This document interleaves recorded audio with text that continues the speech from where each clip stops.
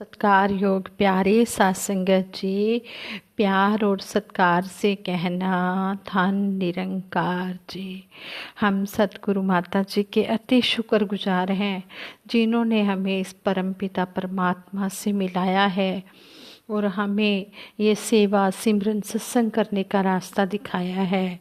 सत्संगत जी, परमपिता परमात्मा का हाथ पाकर हम बेफिक्रे हो जाते हैं।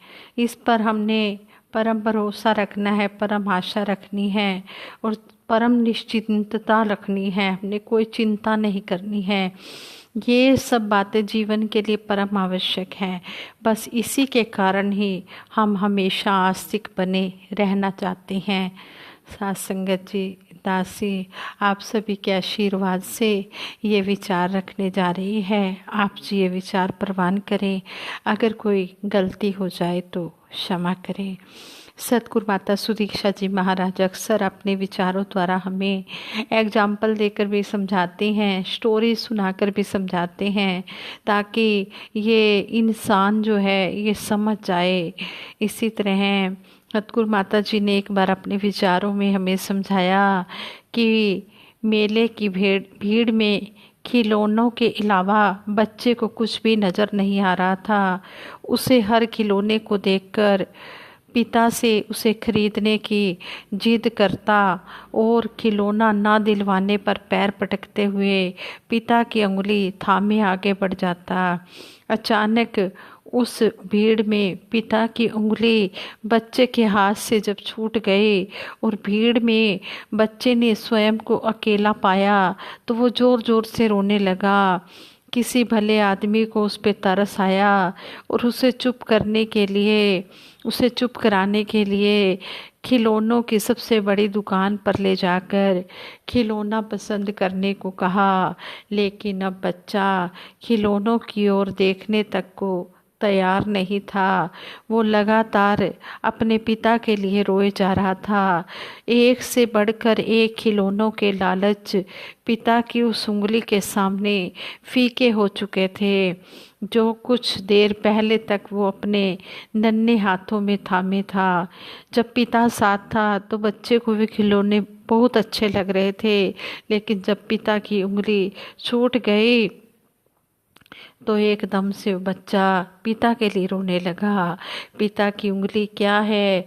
पिता की उंगली है हमें बेफिक्री, भरोसा, आशा और फिर परम पिता परमात्मा का हाथ है। परम बेफिक्री, परम निश्चिंतता, परम भरोसा, परम आशा, ये सब हमारे जीवन के लिए बहुत ज़्यादा ज़रूरी हैं। इसी कारण हम हमेशा आस्तिक बने रहना चाहते हैं। तो इस तरह हमें सतगुरु ने समझाया है। भाग्यवान है हम सब, हमें सतगुरु मिला है, सतगुरु की शरण मिली है। संगत जी, युग प्रवर्तक बाबा गुरबचन सिंह जी महाराज की बात आप जी के चरणों में दासी शेयर करेगी कि बाबा गुरबचन सिंह जी महाराज के अलौकिक व्यक्तित्व का प्रभाव कठोर से कठोर इंसान को भी मोम की तरह पिघलाने वाला था। इनके दर्शन करके ही दर्शक अपने अंतर मन में आनंददायक तरंगों का अनुभव करने लगते। बड़े से बड़ा अड़ियल भी इनके सामने इस तरह झुक जाता जैसे इनका ध्यान ही उसकी मर्जी हो। इसकी पुष्टि के लिए एक आंखों देखा दृश्य दासी प्रस्तुत करने जा रही है। कहते हैं दिल्ली की एक कॉलोनी में भवन के लिए ज़मीन खरीदनी थी। वह जगह कुछ कम थी। ये जो विचार हैं ये आदरणीय महात्मा JRT सत्यार्थी जी के लिखे हुए हैं और वही दासी आप जी के चरणों में शेयर करने जा रही है। ये महात्मा बता रहे थे कि दिल्ली की किसी कॉलोनी में भवन के लिए ज़मीन खरीदनी थी। वह जगह कुछ कम थी और साथ वाली जगह भी खरीदनी थी। प्रबंधकों ने योजना बनाई कि साथ वाली जगह भी खरीद ली जाए, लेकिन उस ज़मीन का मालिक किसी तरह भी साथ देने को तैयार नहीं था। वह एक ही बात किए जा रहा था कि अव्वल तो वह ज़मीन बेचेगा ही नहीं, और अगर बेचेगा तो मुंह मांगे दाम लेगा। उसकी ओर से मांगी गई कीमत मार्केट से कहीं अधिक थी। आदरणीय परम पूज्य कमल जौहर जी ने उस जमीन के मालिक को विनती की कि आप ज़मीन बेशक ना दे, लेकिन सिर्फ एक बार हमारे साथ बाबा जी के पास चलें। ज़मीन का मालिक मन ही मन सोचने लगा कि किसी महात्मा के दर्शन करने में क्या हर्ज है। इधर ये इतना जोर डालकर कह रहे हैं, वह मान गया। वह हजूर के चरणों में परम पूज्य कमल जौहर जी के साथ पहुंच गया। सबके साथ नमस्कार करके वह हजूर के सामने बैठ गया। हजूर ने उस व्यक्ति की तरफ मुस्कुरा कर देखा और फरमाया, भाई साहब, हमें आपकी थोड़ी सी ज़मीन चाहिए थी ताकि बड़ा सा सत्संग हाल बना सकें, जहाँ संत महात्मा आराम से बैठकर हरि यश गा सकें, भक्ति कर सकें।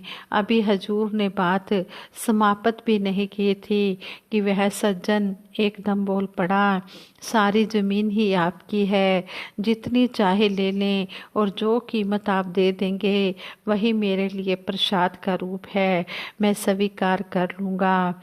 परम पूज्य कमल जौहर जी पर तो एक रंग आए और एक रंग जाए। वे दोनों तो हैरान थे कि यह आदमी बड़ा अजीब है, हमें कुछ कहता है और बाबा जी के सामने बिल्कुल उल्ट बोलता है। जब ज़मीन का मालिक बाहर आया तो जौहर जी ने कहा, आप पहले तो कुछ और ही कह रहे थे और हजूर बाबा जी के सामने कुछ और। उस ज़मीन मालिक ने कहा, पता नहीं जौहर साहब, बाबा जी के सामने जाते ही मैं जैसे अपने आप को भूल ही गया। उनके शरीर से ऐसी दिव्य किरणें निकली कि वे जैसे मेरी हस्ती को ही एकदम पिघला गई। मुझे कुछ नहीं पता, यह तो उनकी ही शक्ति मुझे बुलवा रही थी। इस महात्मा के शब्द तो मिश्री से भी मीठे थे, जो दिल की गहराइयों में उतरे जा रहे थे। महाराज की आंखों में जो नूर दिखाई पड़ा, उसके सामने मुझे अपना आप बहुत छोटा दिखाई पड़ने लगा। सचमुच मानना पड़ेगा कि बाबा जी कोई साधारण इंसान नहीं हैं, यह तो दैवी शक्ति के मालिक हैं। मुझे तो अब समझ आ रही है कि आप इनके दीवाने क्यों बने हो। आप भाग्यवान हो जिनको यह गुरु मिला। ना जाने वह और कितना कुछ कहता जाता अगर उसे लंगर स्वीकार करने के लिए विनती ना की जाती। लंगर छकने के बाद वह सज्जन तो बाबा जी के अद्भुत व्यक्तित्व के गुण गाता हुआ चला गया, परंतु हमारा सिर पूर्ण पैगंबर के चरणों पर और भी अधिक श्रद्धा से झुक गया। साध संगत जी कहते हैं कि ब्रह्मज्ञानी महापुरुष हो चुके बुजुर्गों को केवल श्रद्धांजलि ही नहीं देते और ना ही बहुत बड़े भाषण देकर उनके जीवन की केवल कथाएं ही सुनाते हैं, बल्कि वे जानते हैं कि कोरे भाषणों और केवल शाब्दिक श्रद्धांजलियों से कुछ भी फायदा होने वाला नहीं है। यदि हमें उनको सच्ची श्रद्धांजलि देनी है तो हमें उनके जीवन से सही प्रेरणा लेनी होगी, उनके जीवन से सच्चा लाभ प्राप्त करना होगा। जो महान कार्य उन्होंने किए थे, जो मानव मात्र की सेवा उन्होंने की थी, जो सेवा सिमरन सत्संग उन्होंने सही रूप से अपने जीवन में अपनाया था, जो कुछ निष्पक्ष भाव से मानव मात्र को बांटा था, वही सब कुछ आज श्रद्धांजलि होगी। इस तरह का अमल करने वाले महात्मा महापुरुष ही संसार में पूजे जाते हैं, लेकिन जिनकी कथनी और करनी अलग अलग है वे कभी महान नहीं हुआ करते। जिनकी कथनी और करनी एक नहीं, उन लोगों की बातों पर कोई भी विश्वास नहीं करता, उन्हें हमेशा आदर सत्कार नहीं मिलता। हर कोई यही कहेगा कि ये खुद तो अपने कहे हुए पर आचरण नहीं करते हैं और दूसरों को समझाते हैं। इस तरह उनका सब कुछ व्यर्थ चला जाता है। भगत महात्मा जो भी कहते हैं वह उनका जीवन होता है, उनकी सदियों तक चर्चा होती रहती है। भगत जो कुछ करता है पवित्र भावना से करता है, वह किसी प्रकार का छल कपट नहीं करता। यही भक्तों की विशेषता होती है। प्राचीन काल में जितने भी भगत हुए और जो भी उन्होंने काम किए वे तब तक याद रहेंगे जब तक यह संसार रहेगा। जो लोग सच्चे हृदय से मन वचन कर्म से एक होकर दातार प्रभु से प्रीत करते हैं, जिनका उद्देश्य यही है कि प्राणी मात्र से प्यार करना है, सेवा करनी है, परोपकार करना है, जिनके हृदय में ना को बैरी ना ही बेगाना, सगल संग हमको बनाई की पवित्र भावना है, वही सच्चे भगत और सच्चे गुरसिख हुआ करते हैं। उन्हीं के संसार में पूजा हुआ करती है। भगत जो भी कर्म करता है परोपकार की भावना से करता है, वह हृदय से इतना उदार होता है कि सबके भले की भावना रखता है और वैसा ही शुद्ध आचरण भी करता है।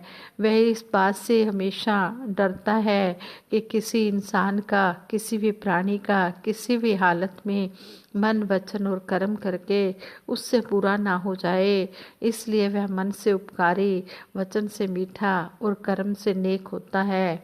उसे किसी से ना तो ईर्ष्या होती है और ना ही नफरत होती है। वह कभी भी गंदे और भद्दे शब्दों का इस्तेमाल नहीं करता। हमारे अंदर मैं करता हूँ यह भावना कभी भी नहीं आनी चाहिए। हमें तो हर समय निरंकार प्रभु के सहारे रहकर यही अरदास करनी है कि हे गरीब निवाज, तू ही सेवा सिमरन सत्संग कराने वाला है, तेरी ही कृपा से सब कुछ हो पाता है। देने वाला भी तू है और लेने वाला भी तू है। इस भावना से अगर हम कोई भी सेवा करते हैं तो वही महान सेवा हुआ करती है। आप में से कई जानते हैं कि शहंशाह बाबा अवतार सिंह जी महाराज ने भी ऐसा ही किया। उन्होंने जो भी सेवा की उसकी कभी किसी से चर्चा नहीं की, किसी को बताया नहीं कि मैं सेवा कर रहा हूँ। उनके जीवन के बारे में जो जानते हैं उन्हें पता है कि किस तरह उन्होंने बाबा बूटा सिंह जी को अपने घर में रखकर सेवा की, उनकी पूरी जिम्मेदारी उठाई, लेकिन किसी को पता तक लगने नहीं दिया। कभी भी यह नहीं माना कि मैं कुछ करने वाला हूँ। वह तो हरदम यही मानते थे कि सब सतगुरु की कृपा से हो रहा है, वह ही सब कुछ देने वाला है। ऐसी भावना से ही वह सेवा करते रहे। हमें भी इसी प्रकार सेवा करनी है, चाहे वह सेवा तन मन धन किसी भी प्रकार की हो, लेकिन होनी निष्काम भाव से चाहिए। यही सच्ची गुरसिक्खी है। हमें अपनी कथनी और करनी में समानता लानी है। जो हम कहें उसको करके भी दिखाएं। मन वचन कर्म से एक होकर हमने अपने कर्तव्यों को निभाना है और व्यर्थ के दिखावे से बचना है। कर्तव्यपरायण बनकर जीना है। सारा संसार ही हमारा परिवार है। हमने सभी के साथ प्यार करते चले जाना है। यही निरंकारी मिशन के सिद्धांतों का मूल सार है कि हम इंसान को इंसानियत की नज़र से देखें। आज जी ये विचार करते हुए दासी से बहुत सी गलतियां हुई होंगी। उन गलतियों के लिए आप जी क्षमा कर देना और आगे के लिए सुमत बख्शना। किसी को कोई भी कमी ना रहे, खुशी दे दो इतनी कोई कमी ना रहे। इस सच्चे पातशाह सभी को तन मन धन के सुख देते हुए सेवा सिमरन सत्संग के साथ जोड़ के रखना। साथ संगत जी प्रेम से कहना, धन निरंकार जी।